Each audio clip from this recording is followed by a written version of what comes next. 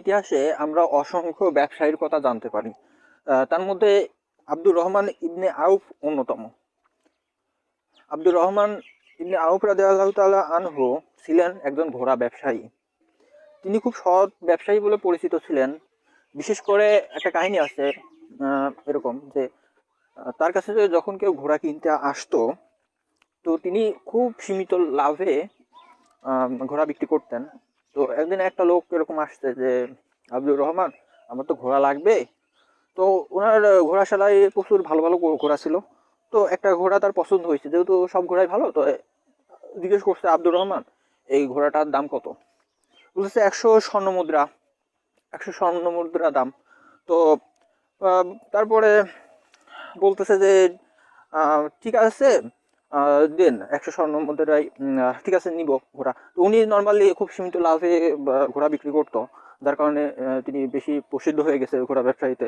তারপরে উনি চেষ্টা করতো যে ওনার কাছ থেকে ঘোড়া কিনে যাতে না থাকে। তো উনি উনি যেহেতু দামাদামি করেন, সেহেতু আব্দুর রহমান ওই সাহাবী নিজেই বললো যে না দেখেন, 100 স্বর্ণ মুদ্রা অনেক বেশি হয়ে যায়। যে এই ঘোড়ার দাঁতগুলা দেখেন বেঁকা বেঁকা, লেজের কাছে একটু এই এরকম খুঁত আছে, পায়ের খুরগুলা একটু স্পট পড়ার মতো। তো এইভাবে দাম কমাইতে থাকে, একটা খুদ বলে আর দাম কমাইতে থাকে। তো শেষে ওই ক্রেতা বলে, না আব্দুর রহমান, এর থেকে কম আমি আমি এর থেকে কম আর নিও না আমার কাছ থেকে, এইটাই নাও এইটাই নাও। হ্যাঁ, এর থেকে আর কম আমি দিতে পারবো না। তো শেষে খুশি হয়ে ঘোড়া কিনে নিয়ে চলে যায়। তো যেহেতু উনি অনেক সীমিত লাভে ঘোড়া বিক্রি করতো আর অনেক সৎ ছিলেন, তো সেই জন্য আর কি উনি খুব শীঘ্রই অনেক নামী আর কি ঘোড়া ব্যবসায়ী হয়ে হয়ে যায়, প্রসিদ্ধ। তো এটা আর কি। তো ব্যবসার ক্ষেত্রে একটা বিষয় আছে কি, যে বিশেষ স্পেশালি একটা বই আমি পড়ছিলাম যে we must you must do business. তো লেখকের নামটা এক্স্যাক্টলি মনে নেই। তো এখানে ব্যবসার ক্ষেত্রে কিছু বিষয়, কিছু ফর্মুলা জানতে পারছি। তো যেটা হচ্ছে সৎ থাকা, সীমিত লাভে পণ্য বিক্রি করা, এবং যেটা লাভ হয় সেই লাভ থেকে কিছু পরিমাণ যদি পারা যায় 50% দান করা, অথবা 50% না পারলেও 20% দান করা। এবং ওইখানে আরেকটা গল্প পড়ছিলাম যে ওনার এক ফ্রেন্ড 17 বিলিয়নের মালিক সৌদি আরবে। তো সে রিয়েল এস্টেটের বিজনেস করে।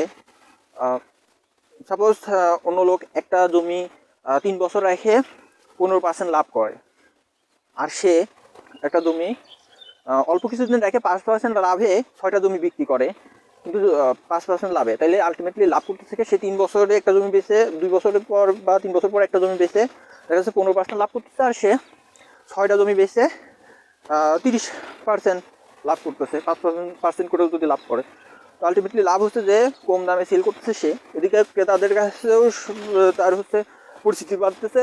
তো এইটা সুবিধা। আরেকটা লেখা, আরেকটা দেখলাম যে নিজের প্রতি ইনভেস্টমেন্ট, ব্যবসায়ীরা সাধারণত উচিত নিজের প্রতি ইনভেস্টমেন্ট করা, নিজের শেখার জন্য, জানার জন্য নিজের প্রতি ইনভেস্টমেন্ট করা।